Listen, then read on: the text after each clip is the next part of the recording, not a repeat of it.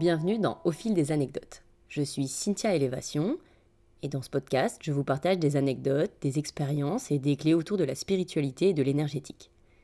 Aujourd'hui, je vais aborder un sujet fascinant, les soins énergétiques à distance.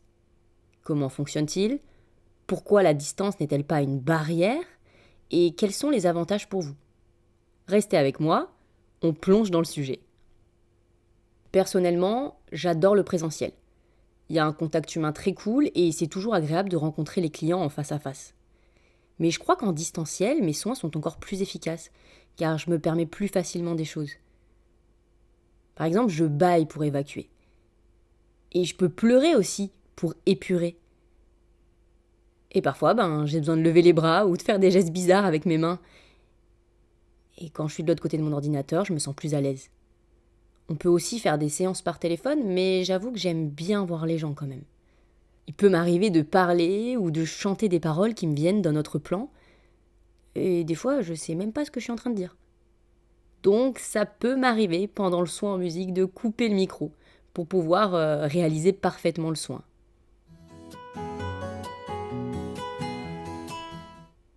Qu'est-ce qu'on travaille en soins? Donc les soins énergétiques permettent d'intervenir sur de nombreux plans et je vais vous donner quelques exemples. On peut travailler sur la libération karmique, donc pour alléger des bagages énergétiques hérités de nos vies passées. Oui, pour ça, il faut considérer qu'on n'a pas qu'une seule vie, qu'on se réincarne plusieurs fois sur Terre. On peut travailler sur le transgénérationnel, pour couper les schémas familiaux répétitifs ou les blocages transmis par nos ancêtres, nos parents, nos grands-parents ou nos grands-oncles et grandes-tantes. On va aussi travailler sur notre blessure fondamentale, comme le rejet, l'abandon, l'humiliation, la trahison ou l'injustice. Mais il y en a d'autres qui sont moins connues. Certaines personnes viennent pour des difficultés émotionnelles ou mentales, comme le stress, l'anxiété, les blocages émotionnels, les blocages sexuels, les croyances limitantes. En fait, on va libérer des espaces pour se concentrer sur un projet, qu'il soit personnel ou professionnel, ou même sportif. Parfois, on bosse sur des problèmes physiques, mais il faut savoir que, les soins énergétiques, ça ne remplace pas un traitement médical, mais ils peuvent accompagner la guérison en travaillant sur la source énergétique d'un déséquilibre. On va chercher pourquoi la personne a ce problème et essayer de comprendre qu'est-ce qui l'a créé. En fait, on ne soigne pas un symptôme, on cherche la cause. Mais on peut aussi bosser sur l'alignement spirituel pour retrouver un lien avec son âme, clarifier sa mission de vie ou se reconnecter à son intuition. D'ailleurs, quelqu'un m'a demandé de faire un podcast sur la mission de vie, donc ça arrivera prochainement. On peut aussi se connecter à l'amour, retrouver un lien avec l'énergie universelle d'amour, se réconcilier avec soi-même et aussi apprendre à recevoir l'amour des autres. Ce qui n'est pas toujours chose facile. On peut aussi apprendre à s'aimer et à se respecter. Moi, dans mon parcours, c'est quelque chose que je travaille beaucoup. Travailler l'estime de soi, l'acceptation de ses qualités et de ses imperfections. Je pourrais vous donner encore plein d'exemples, mais on va passer à la suite. Chaque soin est unique et s'adapte aux besoins spécifiques de la personne. Moi, quand je reçois un client en soin, je ne sais pas exactement ce qui va se passer. Je suis une trame, mais ce sont les informations que je vais recevoir et les données que la personne va me transmettre qui vont influencer le déroulé de la séance. Donc, on s'adapte. Question importante, pourquoi la distance n'existe pas en énergétique? Alors, tout comme le temps, en énergétique, la distance n'est qu'une illusion. Tout dans l'univers est énergie. Nous sommes interconnectés par ce qu'on appelle le champ énergétique universel ou le champ quantique. Vous pouvez imaginer cela comme une immense toile d'araignée invisible où chaque fil connecte toutes les formes de vie. En fait, on est tous connectés les uns aux autres. C'est pour ça qu'on peut faire de la télépathie. C'est pour ça, parfois, qu'on va penser très fort à quelqu'un en se disant « faudrait que je l'appelle ». Et à cette même seconde, vous recevez un appel de la personne en question. Quand un énergéticien travaille à distance, il utilise cette connexion naturelle pour se relier à l'énergie d'une autre personne, peu importe où elle se trouve. C'est un peu comme un appel téléphonique. Même si vous êtes loin de votre interlocuteur, les ondes traversent l'espace pour établir une connexion directe entre vous deux. Et vous parlez comme si vous étiez assis l'un à côté de l'autre. C'est fascinant, n'est-ce pas? Tout comme en présentiel, Lors d'un soin énergétique à distance, les sensations corporelles ressenties par les clients sont souvent étonnantes et identiques. Par exemple, certains ressentent une chaleur bienfaisante, des fourmillements dans le corps, une profonde relaxation ou même l'impression de planer. Ça, on me l'a dit parfois. Oh, j'ai l'impression de voler, j'ai l'impression de flotter. Et ces ressentis montrent que l'énergie agit directement sur les corps subtils et peu importe la distance. Cela surprend souvent les clients qui découvrent que les effets sont tout aussi tangibles qu'en présentiel. En séance, c'est comme si j'étais à côté de vous. Que je sois en France ou à l'étranger, que vous soyez à Nice, à Paris ou à San Francisco, ça fonctionne. Un coupeur de feu pourra par exemple agir rapidement sur une brûlure en travaillant directement sur la photo de la personne, sans avoir besoin d'être à côté d'elle. En plus de transcender la distance, l'énergie a une intelligence propre. Cela signifie qu'elle sait exactement où intervenir pour préparer le terrain.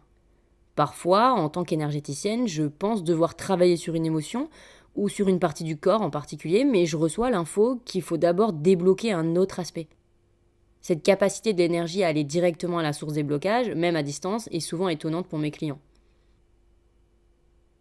J'avais une cliente une fois qui avait des insomnies.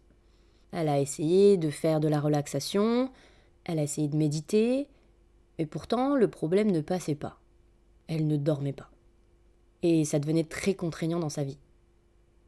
Moi, dans ma guidance, j'avais reçu que c'était quelqu'un qui vivait tout le temps dans le passé. Elle n'arrivait pas à être dans son instant présent. Et elle s'inquiétait toujours de l'avenir. Elle regrettait beaucoup d'expériences qu'elle avait eues dans sa vie, et c'est comme si elle revivait tout le temps le passé. On a compris, après pas mal d'échanges et la guidance que j'avais reçue, qu'en fait, elle déréglait son horloge interne à force de vouloir vivre dans son passé. C'est comme si elle n'était pas à l'heure. Donc, quand elle dormait, son corps n'était pas à l'heure, son esprit n'était pas à l'heure, et donc il ne trouvait jamais le moment convenable pour dormir. On a essayé de comprendre pourquoi elle n'arrivait pas à vivre dans le présent. Donc nous, ce qu'on a essayé de faire, c'est de régler son horloge interne, pour qu'elle puisse enfin dormir plus convenablement, et même dormir bien. Pour ceux qui aiment les exemples scientifiques, pensez à la physique quantique et au phénomène d'intrication quantique. Deux particules liées peuvent influencer leur état respectif, même si elles sont séparées par des milliards de kilomètres. Cela illustre bien que la distance physique n'a aucune importance en termes d'énergie. Qui peut profiter d'un soin énergétique à distance ? Sachez que c'est ouvert à tout le monde. Que vous soyez un adulte ou un enfant, pour soulager des tensions, retrouver un équilibre ou clarifier une situation.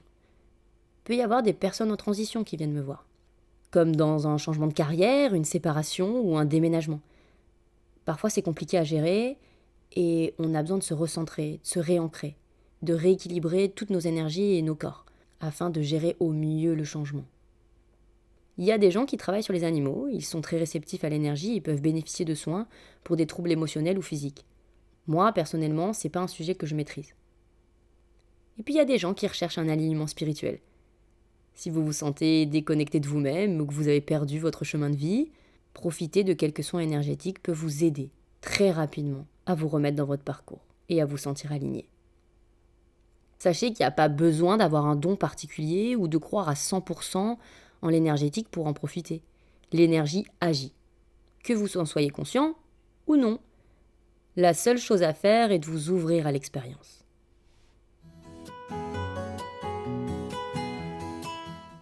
Une fois, j'ai eu une personne tout à fait cartésienne qui m'a demandé un soin. Donc on se connecte, chacune sur nos ordinateurs, et on commence le soin. Je commence par travailler sur ses chakras pour essayer de voir dans quel état ils sont et si je peux les équilibrer un petit peu plus.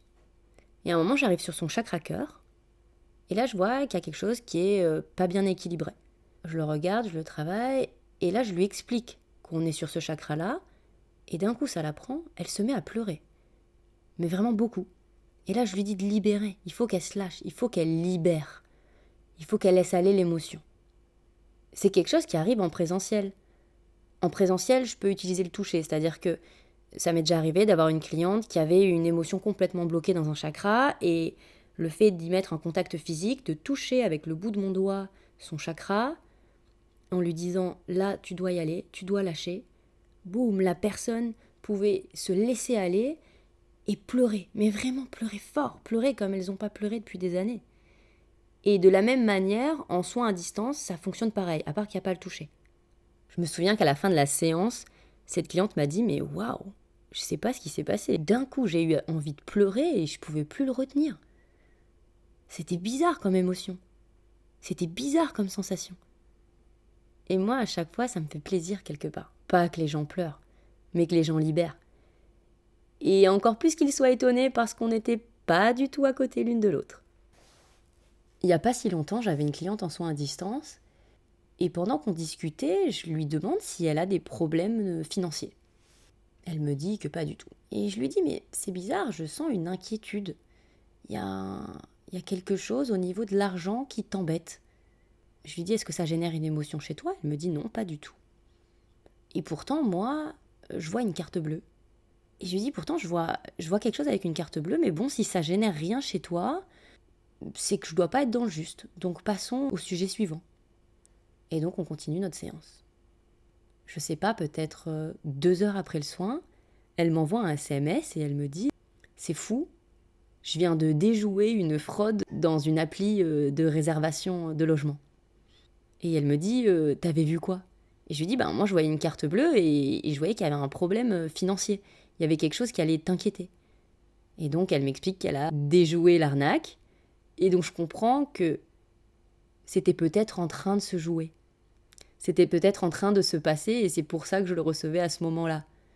Moi, je lis pas l'avenir. Donc, c'est juste tombé au bon moment. Tout ça pour vous dire qu'en fait, dès qu'on se connecte, dès que je prends la décision et que je mets tout en place, que je suis mon protocole pour entrer en soin avec vous, c'est comme si j'étais à côté de vous. Je peux même ressentir les énergies qu'il y a dans votre maison ou dans la pièce où vous êtes. Et on peut travailler dessus aussi.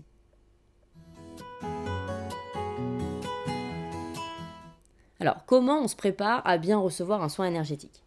Si jamais vous êtes intéressé, ce sont des informations qui peuvent vous servir. Pour tirer le meilleur parti d'un soin, voici quelques conseils. Déjà, choisissez un endroit calme. Assurez-vous d'être dans un espace où vous ne serez pas dérangé pendant la durée du soin. Coupez votre téléphone et prévenez les gens qui habitent avec vous de ne pas venir vous embêter. Vous pouvez préparer l'ambiance aussi. Vous pouvez allumer une bougie, blanche de préférence, et mettre une musique douce juste avant le soin, histoire de vous détendre, même diffuser quelques huiles essentielles. En fait, ce qui compte, c'est que vous vous sentiez dans un grand confort. Soyez réceptif. C'est important que vous soyez réceptif. Vous pouvez vous asseoir confortablement, fermer les yeux et lâcher le contrôle. Pendant le soin, il y aura des moments où je vous proposerai de vous allonger si vous le souhaitez, pour ne penser à rien et laisser les énergies travailler. Une séance, ça peut drainer les énergies, mais ça draine aussi nos fluides. Et c'est important de boire de l'eau après le soin, de bien boire de l'eau. Ça aide à intégrer les énergies et éliminer les toxines. Des fois, on a nettoyé des petites choses, des petits parasites qui nous gênent, et le fait de boire nous aidera à les éliminer un peu plus rapidement. Il y a des gens qui ont besoin de beaucoup faire pipi après un soin, mais ça, c'est tout à fait normal. Laissez-vous guider par votre accompagnant et faites confiance au processus. Enfin, on peut se demander quels sont les avantages de ces soins. Sachez que la distance offre plusieurs avantages. Déjà, l'accessibilité. Vous n'avez pas besoin de vous déplacer et vous pouvez recevoir un soin dans le confort de votre maison, même si vous habitez à des milliers de kilomètres de votre accompagnant. Cela est particulièrement utile si vous avez un emploi du temps chargé ou des difficultés à vous déplacer. La dernière fois, j'avais une cliente qui s'était cassé le pied. Du coup, c'était beaucoup plus simple pour elle, parce qu'elle a pu le faire depuis son salon. Un autre avantage, c'est la flexibilité. Vous pouvez programmer des séances à des horaires adaptés, même dans différents fuseaux horaires. Sachez que c'est tout aussi efficace. Les soins à distance sont aussi puissants que les soins en présentiel. L'intention et la connexion énergétique restent les mêmes. Et puis c'est discret. Certaines personnes préfèrent ne pas partager leur cheminement spirituel ou énergétique, et avec un soin à distance, elles peuvent recevoir cette aide en toute intimité. Et puis, si vous avez envie de rester en pyjama et de vous mettre sous un plaid, vous pouvez très bien le faire. C'est plus facile que de vous balader avec tout ça, et de vous rendre dans le cabinet de votre accompagnant. Pour résumer, ces soins à distance sont une solution puissante et accessible pour vous aider à retrouver un équilibre émotionnel, mental et physique. Peu importe où vous êtes, l'énergie n'a pas de frontières.